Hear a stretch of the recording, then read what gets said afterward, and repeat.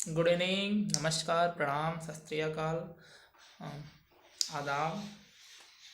देखिए भाई, हम लोग शिक्षा से जुड़े हुए हैं तो हम लोग सब जाति धर्म को बराबर का महत्व देते हैं। उसमें कोई वो नहीं है। मेरे लिए सब भाई हैं, धर्म जाति से उठ के। तो मैं सबको मानता हूँ, सभी बच्चों को पढ़ाता हूँ।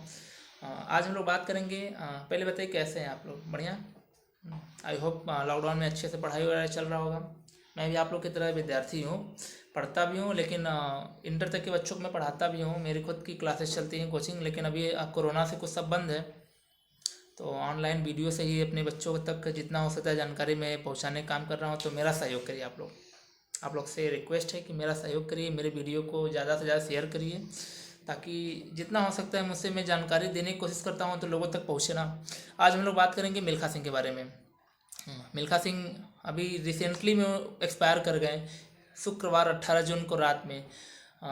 भारत के ब्रांड थे वो। एक कह सकते हैं कि ग्रेट एथलीट थे, सबसे महान धावक कह सकते हैं अपने समय के थे वो। उनका ऐसे मर जाना, क्योंकि वो कोरोना से संक्रमित थे, लेकिन गुरुवार के दिन उनकी रिपोर्ट नेगेटिव आ चुके थे। लेकिन फिर हालत उनकी गंभीर होती गई और शुक्रवार को रात में उनका देहांत हो गया।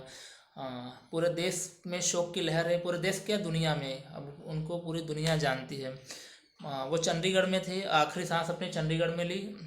पंजाब की राजधानी चंडीगढ़ है। पंजाब सरकार में मुख्यमंत्री अमरिंदर सिंह बादल जी ने एक दिन का राजकीय शोक घोषित किया है, और शनिवार यानी आज के दिन पूरा उनका अंतिम जो यात्रा नहीं कहते, अंत्येष्टि पूरे राजकीय सम्मान के साथ करने का आदेश दिया है। तो हम लोग बात करेंगे कि आखिर में सरकार, देश, दुनिया उनके लिए इतना सम्मान कर रही है, याद कर रही है, लोग उनके लिए दुआई कर रहे हैं कि उनकी आत्मा को शांति मिले, तो क्यों?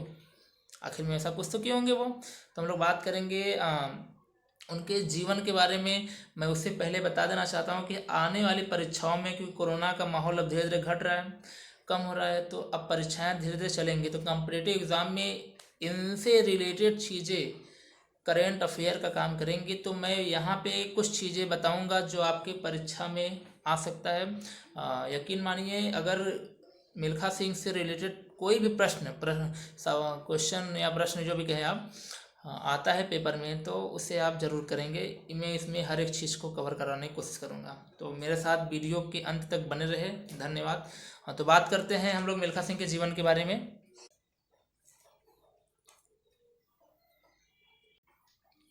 मिल्खा सिंह का जन्म गोविंदपुरा में हुआ था। 20 नवंबर 1929 को गोविंदपुरा में मिल्खा सिंह का जन्म हुआ था। गोविंदपुरा आज वर्तमान में तो पाकिस्तान का एक शहर है, लेकिन 1929 में जब भारत और पाकिस्तान का बंटवारा नहीं हुआ था, तब वो भारत का एक हिस्सा था। वो सिख राठौर परिवार में पैदा हुए थे। उनका पूरा नाम मिल्खा सिंह राठौर था। उन्हें एक और नाम से जाना जाता है, फ्लाइंग सिंह। अब फ्लाइंग सिंह उनका नाम कैसे पड़ा, हम लोग इस वीडियो में आगे चर्चा करेंगे। अभी हम लोग बात करते हैं उनके पत्नी के बारे में। उनकी पत्नी का नाम निर्मल कौर था, जो भारतीय वॉलीबॉल टीम की कप्तान हुआ करते थे अपने समय की। उनके चार बच्चे थे, तीन लड़की और एक लड़के थे। हाँ, ये तो हो गए उनके जीवन और उनके परिवार के बारे में। अब बात करेंगे आगे। उन्होंने अपने जीवन के ऊपर एक कहानी भी लिखी थी। कहानी के लेखक वो खुद थे, और कहानी का नाम था भाग मिल्खा भाग। हाँ, ये एक बुक है, भाग मिल्खा भाग, उन्होंने खुद लिखा था। इसके लेखक वही थे, और सह लेखिका काम जो किया था वो सोनिया संवालका जी ने किया था। और इसका प्रकाशन प्रभात प्रकाशन ने किया था। उनका नाम भी प्रभात प्रकाशन ही था। इस किताब का प्रकाशन करने का काम प्रभात प्रकाशन जी ने किया था। ये और इतनी पॉपुलर वो थे, इतने प्रसिद्ध थे, किताब भी उनकी काफ़ी चली, फेमलर हुए वो, कि आगे भारत में इनके नाम पे फिल्म भी बनाई गई। अब बताइए कि क्या इंडिया में बॉलीवुड इंडस्ट्री में क्या इसी तरह छोटे मोटे लोगों के नाम पे फिल्म बनती है? नहीं। उनके जीवन पे अगर आधारित फिल्म बनी तो उनके अंदर कुछ तो रहा होगा। तो हम लोग चर्चा करेंगे कि आखिर में उन्होंने देश के लिए क्या किया कि उनके नाम पे फिल्म तक बनी। फिल्म का नाम था भाग मिल्खा भाग। आप लोग को अच्छे से पता होगा, आप लोगों ने देखा भी होगा फिल्म, आप लोगों ने देखा भी होगा, नहीं देखा होगा जरूर देखिए। 2013 में ये फिल्म आई थी। उस समय हम लोग 10वीं में थे, मुझे याद है। और उस समय तो हम नहीं देख पाए थे, लेकिन उसके बाद मैंने देखा। बड़ी अच्छी फिल्म है, आप लोग भी जरूर देखिएगा अगर नहीं देखे हो तो। अच्छी फिल्म है। इसमें हीरो का जो किरदार है, एक्टर का जो किरदार है, वो फरहान अख्तर जी ने निभाया था। बड़ा ही अच्छा कलाकारी उन्होंने किया है। और हीरोइन एक्ट्रेस आपको पता ही है, सोनम कपूर। ठीक। अब बताइए निर्देशक कौन थे, बताइए। राकेश ओम प्रकाश मेहरा जी इस फिल्म के निर्देशक थे। तो ये तो हम लोग उनके जीवन से रिलेटेड किताब जो लिखा गया और जो फिल्म बनाई गई उसकी बात की। अब हम लोग आगे देखते हैं कि इन्होंने अपने जीवन में ऐसी क्या उपलब्धियां हासिल की, ऐसे क्या कारनामे किए, देश के लिए उन्होंने क्या किया कि पूरा देश, दुनिया भी कह सकते हैं, पूरी दुनिया उन्हें आज सम्मान की नज़र से देख रही है। तो हम लोग बात करेंगे इनकी उपलब्धियों के बारे में, ठीक है। आगे देखते हैं इनकी उपलब्धियों के बारे में हम लोग क्या, उन्होंने क्या क्या हासिल किया।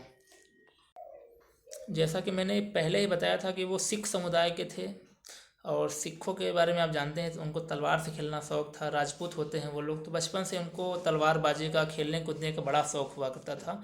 दौड़ने में बड़े तेज़ थे, बहुत दौड़ते थे और दौड़ने में इतने तेज़ थे कि इसी फील्ड में उन्होंने अपने करियर को आगे बढ़ाया और देश का नाम भी रोशन किया। 1958 में एशियाई खेलों का आयोजन हुआ था जहाँ पे 200 मीटर और 400 मीटर रेस में इन्होंने गोल्ड मेडल जीता। उसी साल राष्ट्रमंडल खेल का भी आयोजन हुआ था जहाँ पे उन्होंने गोल्ड मेडल जीता था 440 मीटर के रेस में, यानी एक ही साल 3 गोल्ड मेडल उन्होंने जीता। और मैं आपको बता देना चाहता हूँ, मुझे इस बात की खुशी भी है और थोड़ा सा तकलीफ भी है कि वो पहले और आखिरी ऐसे एथलीट थे भारत के जिन्होंने एशियाई खेलों में और राष्ट्रमंडल खेलों दोनों में गोल्ड मेडल जीता। उसके बाद अभी तक दूसरा एथलीट भारत में नहीं हुआ है। उसके ठीक कह सकते हैं 1959 है, सॉरी 58 है, एक साल बाद उनके इस उपलब्धि के लिए उनको भारत सरकार की तरफ से पद्मश्री अवार्ड से सम्मानित किया गया। 1962 के अंदर फिर से राष्ट्रमंडल खेल का आयोजन हुआ, माफ़ कीजिएगा एशियाई खेलों का, जहां पर उन्होंने फिर से गोल्ड मेडल जीता। उसके पहले 1960 में ओलंपिक खेल का आयोजन हुआ था जहां पे उनका पोजीशन थोड़ा सा अच्छा नहीं था, चौथे पोजीशन पे आए थे। जो गोल्ड मेडल जीतने वाला बंदा था वो चौथे पोजीशन पे आया था। फिर भी ओलंपिक में चौथे पोजीशन पे आना बहुत ही गर्व की बात है क्योंकि ओलंपिक में पूरी दुनिया भाग लेती है वहाँ पे। ये सब उनकी कुछ उपलब्धियाँ थी। अब हम लोग बात करेंगे कि उनका नाम, उपनाम जो कह सकते हैं या फिर निक नेम जो फ्लाइंग सिंह पड़ा वो कैसे पड़ा। एक बार की बात है, पाकिस्तान के अंदर आयोजन हुआ एक दौड़ का। वहाँ पे पाकिस्तान की सरकार ने भारत को आमंत्रित किया कि आपकी तरफ से कोई दौड़ने वाला है। तो मिल्खा सिंह ने उस आमंत्रण को स्वीकार नहीं किया, लेकिन बाद पॉलिटिकल प्रेशर में उन्हें जाना पड़ा और वहाँ पे उन्होंने पाकिस्तान का जो उस समय का तत्कालिक नंबर 1 जो धावक था, जो रेसलर था, जो एथलीट था, उसे हराया। अब्दुल खलीफ उसका नाम था। अब्दुल खलीफ वही बंदा है जो 1962 के एशियाई खेलों में स्वर्ण पदक पाकिस्तान की तरफ से जीता था और भारत की तरफ से ये, यानी कि 2 गोल्ड मेडलिस्ट आपस में लड़े भिड़े और वहाँ पे विजयी हुए। और उस विजयी हुए से उसी समय तुरंत वहाँ के जो तत्कालिक राष्ट्रपति थे, वर्तमान में जो राष्ट्रपति थे अयूब खान ने उनको फ्लाइंग सिंह या फिर द फ्लाइंग सिख से संबोधित किया। मतलब कि ऐसा सिख जो हवा में उड़ने वाला हो, यानी वो इतना तेज़ी से दौड़ता था कि उनको उड़ने वाला कर दिया। यानी ये सारी चीज़ें उनके बारे में थी जो मैंने आपको बताई। अगर अगर मिल्खा सिंह के बारे में अगर मैंने थोड़ी बहुत आप लोग को जानकारी दी हो, मेरा वीडियो अच्छा लगा हो, पसंद आया हो तो लाइक करें, शेयर ज़रूर करें। मैंने जितनी जानकारी दी हुई है मैं उस चीज़ को एक कॉपी पे नोट किया हूँ आप लोग के लिए, मैं दिखा देता हूँ ताकि आप लोग को अगर लिखना होगा नोट्स बना के लिख लेंगे क्योंकि आगामी परीक्षा में यहाँ से क्वेश्चन आ सकते हैं।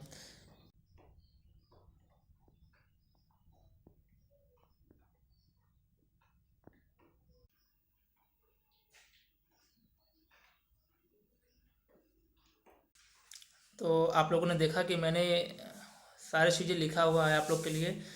जानकारी अच्छी लगी हो तो चैनल को मेरे सब्सक्राइब, शेयर, लाइक, कमेंट कर दे। बेल आइकन को टिप करना ना भूलें। धन्यवाद। मैं आगे आप लोग के साथ ऐसे ही जुड़ा रहूँगा कुछ अन्य जानकारियों के साथ। नमस्कार।